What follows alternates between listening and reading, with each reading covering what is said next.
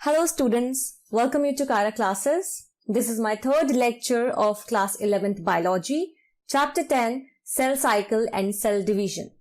पिछले लेक्चर में हमने देखा था माइटोसिस क्या होता है और माइटोसिस में हमने देखे थे दो स्टेजेस. ओके, फर्स्ट था प्रोफेज और सेकंड था मेटाफेज. आज की वीडियो में हम पढ़ेंगे और जो उसके दो स्टेजेस रह गए हैं, एनाफेज एंड टेलोफेज के बारे में. सो वीडियो स्टार्ट करने से पहले अगर आपने अभी तक मेरे चैनल को सब्सक्राइब नहीं किया है तो प्लीज सब्सक्राइब करें कायरा क्लासेस को, जिससे आप मेरी कोई भी वीडियो मिस ना कर पाएं. Thank you.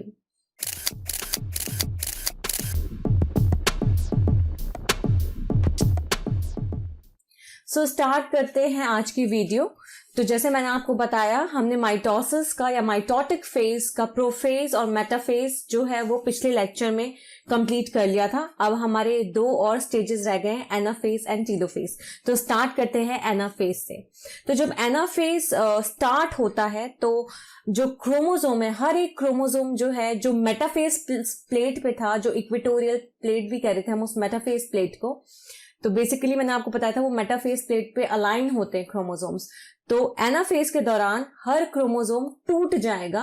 ओके, और टूटने के बाद जो दो डॉटर क्रोमैटिड्स होंगी, वो जो बेसिकली एक तरह से फ्यूचर डॉटर न्यूक्लियाई के क्रोमोसोम्स माने जाएंगे, वो क्या करते हैं, वो फिर दो जो ऑपोजिट पोल्स हैं उनकी तरफ माइग्रेट करना स्टार्ट करते हैं. तो एनाफेज में बेसिकली क्या होता है कि जो मेटाफेज प्लेट पे जो क्रोमोसोम्स थे, ओके, वहां पे क्या होता है, क्रोमोसोम्स टूट जाते हैं. टूटने के बाद वो क्या हुए, अलग अलग हो गए. तो दो डॉटर क्रोमैटिड्स जो हैं अब, ओके, वो एक तरह से जिन्हें हम आगे जाके फ्यूचर डॉटर न्यूक्लियाई के क्रोमोसोम्स कहेंगे, वो क्या करते हैं, वो ऑपोजिट पोल्स की तरफ मूव करते हैं.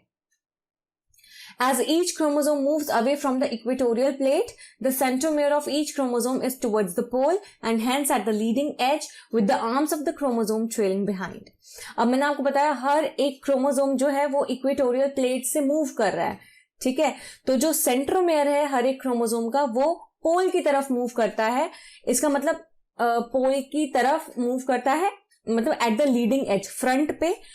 किसके साथ, जो क्रोमोसोम्स के आर्म्स होते हैं वो ऐसे लगते हैं जैसे वो पीछे की तरफ खिंच रहे हों. ये आपको ज्यादा समझ में आएगा जब आप इसकी डायग्राम देखोगे. तो this anaphase stage is characterized by the following key events. तो इंपॉर्टेंट की इवेंट्स जो होते हैं एनाफेज स्टेज के दौरान वो क्या क्या है. पहला, जो क्रोमोसोम है उसका सेंट्रोमेयर स्प्लिट होता है, टूटता है. तो सेंट्रोमेयर जैसे ही स्प्लिट हुआ, टूटा, तो क्रोमैटिड्स जो हैं, जो सिस्टर क्रोमैटिड्स हैं, वो क्या हो जाते हैं, वो सेपरेट हो जाते हैं, वो एक दूसरे से अलग हो जाते हैं. और फिर ये क्रोमैटिड्स जो हैं वो ऑपोजिट पोल्स की तरफ मूव करते हैं. ये इसका सेकंड की इवेंट. देन हमारा जो लास्ट स्टेज है वो है टेलोफेज. अच्छा, ये बेसिकली ये फाइनल स्टेज है माइटोसिस का. ओके, तो फाइनल स्टेज जो है माइटोसिस का, अगर हम उसकी शुरुआत करें, जिसे बेसिकली अगर मैं कहूं कि शुरुआत में क्या होता है इस लास्ट स्टेज पे टेलोफेज में, तो जो क्रोमोसोम्स हैं वो पोल्स पे आ गए हैं. ओके, पोल्स पे आगे क्या होता है, वो डिकंडेंस हो जाते हैं. मतलब वो अपना जो बेसिकली जो उन्होंने कंडेंस करके रखा था, अपने आप को कंपैक्ट करके रखा हुआ था, अब वो डिकंडेंस हो जाएंगे. इसका मतलब वो अपने आप को लूज कर लेंगे और वो अपनी इंडिविजुअलिटी खो देते हैं. अब इंडिविजुअल क्रोमोसोम्स को आप नहीं देख सकते हो क्योंकि मैंने आपको बताया उन्होंने अपने आप को लूज कर लिया. ओके, और जो क्रोमैटिन मटेरियल है वो एक तरह से मास के फॉर्म में प्रेजेंट होता है इन दो पोल्स में. तो जो ऑपोजिट पोल्स थे उनमें अब आपको क्रोमोसोम नहीं दिख पाएंगे क्योंकि क्रोमोसोम्स ने अपना बेसिकली स्ट्रक्चर जो है, इंडिविजुअलिटी जो है वो लूज कर दी है, वो डिकंडेंस हो गए, लूज हो गए, तो बेसिकली क्रोमैटिन फॉर्म में आ गए. तो ये जो क्रोमैटिन मटेरियल है एक तरह से मास की तरह, कलेक्शन ऑफ मास की तरह दिखेगा दोनों पोल्स पे. ये स्टेज है जो कि कुछ इवेंट्स, इंपॉर्टेंट इवेंट शो करता है. तो टेलोफेज के कुछ की इवेंट्स हैं. पहला है क्रोमोसोम्स जो है वो cluster at opposite spindle poles and their identity is lost as discrete elements. तो क्रोमोसोम्स जो है, क्रोमोसोम्स का क्लस्टर जो है बेसिकली एक तरह से मास, अगर मैं कहूं क्रोमोसोमल मास जो है वो ऑपोजिट स्पिंडल पोल्स पे होते हैं. ओके, और वो अपनी आइडेंटिटी को लॉस्ट कर चुके हैं. ठीक है, एज डिस्क्रीट एलिमेंट्स. कहा उन्हें हम क्रोमोसोम्स कहते हैं, लेकिन अब उन्होंने अपनी इंडिविजुअलिटी या आइडेंटिटी लूज कर ली है. ओके, सेकेंड है nuclear envelope assembles around the chromosome clusters. अब जो मास है क्रोमोसोम्स का, ओके, जो क्रोमैटिन मटेरियल एक तरह से मास के फॉर्म में है, तो उसके अराउंड क्या हो जाता है, न्यूक्लियर मेम्ब्रेन असेंबल होना स्टार्ट हो जाती है, या फिर न्यूक्लियर एनवेलप असेंबल होना स्टार्ट हो जाता है।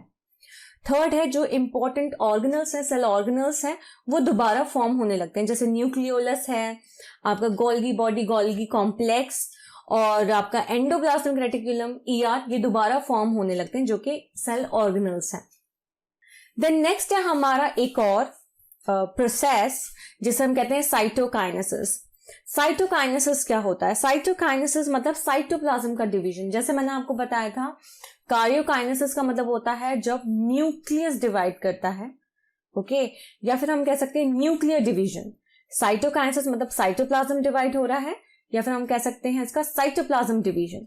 Mitosis accomplishes not only the segregation of duplicated chromosomes into daughter nuclei, karyokinesis, but the cell itself is divided into two daughter cells by a separate process called cytokinesis, at the end of which cell division is complete.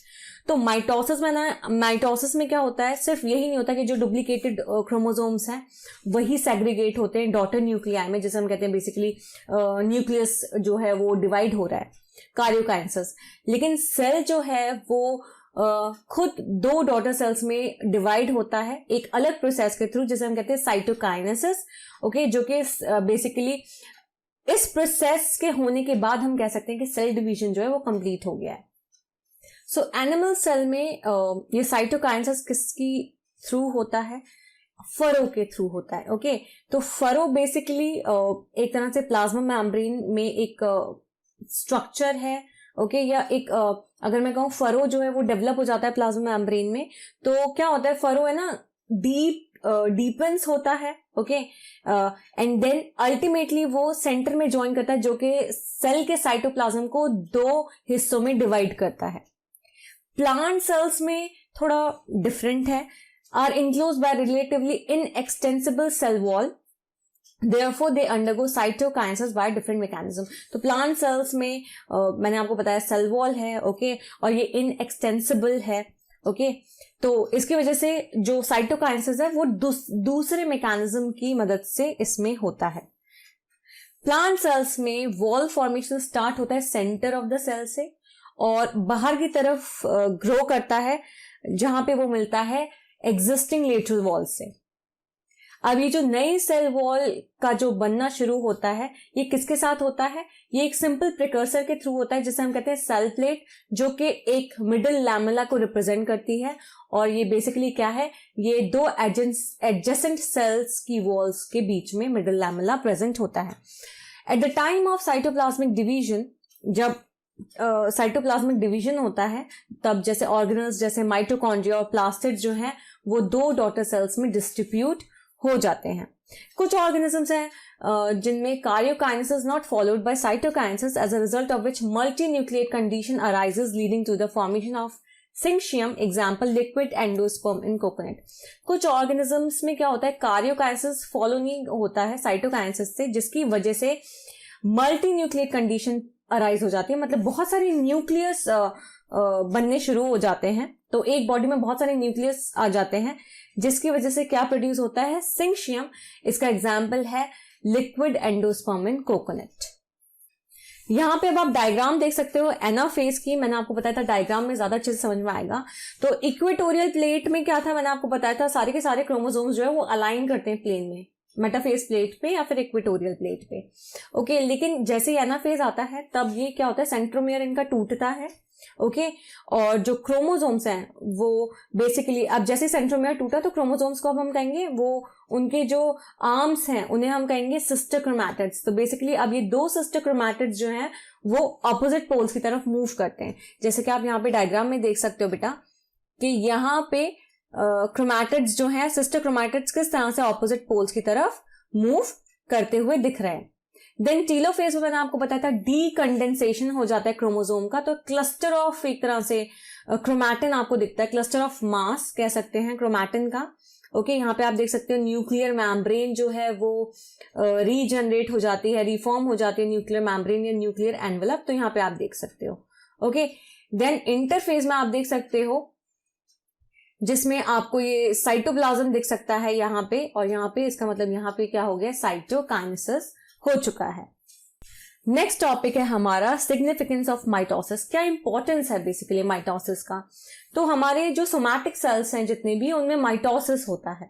तो जो sales growth में involve हैं, okay, repairing में involve है, development में involve है, ये सब माइटोसिस फॉलो करते हैं। माइटोसिस या इक्वेशनल डिवीजन, इक्वेशनल डिवीजन मतलब ये है कि chromosome number remains the same, जितना पेरेंट का है उतना ही आपका प्रोजेनी सेल्स का भी होगा। तो बेसिकली 2n होता है, डिप्लॉइड है अगर मैं कहूं तो आपका जो प्रोजेनी जो दो डॉटर सेल्स हैं उनमें भी कितने क्रोमोसोम नंबर होंगे, 2n। So mitosis is basically the equational division is usually restricted to the diploid cells only। तो इक्वेशनल डिवीजन है इसलिए ये सिर्फ डिप्लॉइड सेल्स के लिए रेस्ट्रिक्टेड है, सिर्फ डिप्लॉइड सेल्स में होता है। लेकिन कुछ लोअर प्लांट्स देखे गए हैं और कुछ सोशल इंसेक्ट्स देखे गए हैं जिनमें हैप्लॉइड सेल्स भी डिवाइड होते हैं माइटोसिस के थ्रू। माइटोसिस की वजह से डिप्लॉइड डॉटर सेल्स प्रोड्यूस होती हैं जिनमें आइडेंटिकल जेनेटिक कॉम्प्लीमेंट होता है। ओके, बिल्कुल जो क्रोमोसोम्स का सेट पेरेंट में है वही क्रोमोसोम का सेट डॉटर सेल्स में होता है। The growth of multicellular organisms is due to mitosis. तो मैंने आपको बताया था कि रिपेयरिंग, डेवलपमेंट, ग्रोथ, इन सब में जितने भी सोमैटिक सेल्स के फंक्शन है उसमें हेल्प करता है। तो बेसिकली जो ग्रोथ है मल्टीसेलुलर ऑर्गेनिजम्स की वो किस वजह से होती है, वो माइटोसिस की वजह से होती है। Cell growth results in disturbing the ratio between the nucleus and the cytoplasm. It therefore becomes essential for the cell to divide to restore the nucleo-cytoplasmic ratio। अब सेल ग्रो कर रही है, अब सेल ग्रो करेगी तो इसकी वजह से क्या हो सकता है, जो न्यूक्लियस और साइटोप्लाज्म का रेशियो है वो डिस्टर्ब हो सकता है। तो इसलिए ये इंपॉर्टेंट है कि सेल जो है वो डिवाइड करे जिससे न्यूक्लियस और साइटोप्लाज्म, जैसे हम कहते हैं न्यूक्लियो-साइटोप्लाज्मिक रेशियो, या न्यूक्लियस या साइटोप्लाज्म का रेशियो जो है वो रिस्टोर रहे, इस वजह से सेल डिवाइड करती है। एक इंपॉर्टेंट कॉन्ट्रीब्यूशन माइटोसिस का है सेल रिपेयर, जो मैंने अभी आपको बताया था कि रिपेयरिंग में भी माइटोसिस जो है वो इन्वॉल्व है। तो जो सेल्स हैं अपर लेयर, जो एपिडर्मिस के अपर लेयर के सेल्स हैं उनमें माइटोसिस होता है, जो हमारी गट की जो लाइनिंग के जो सेल्स हैं उनमें माइटोसिस होता है, ब्लड सेल्स हैं उनमें माइटोसिस होता है। तो बेसिकली ये जो सेल्स हैं ये रिप्लेस होते रहते हैं constantly. Mitotic divisions meristematic tissues में होते हैं। अगर मैं प्लांट्स की बात करूं, एपिकल और लेटरल कैम्बियम में, इसकी वजह से क्या होता है, कॉन्टिन्यूअस ग्रोथ होता है प्लांट्स का थ्रू आउट देयर लाइफ। तो माइटोटिक डिवीजन क्या होता है, मेरिस्टेमेटिक टिश्यूज। मेरिस्टेमेटिक टिश्यूज वो जो कि डिवाइड करते हैं, जिनमें डिवीजन होता है बेसिकली।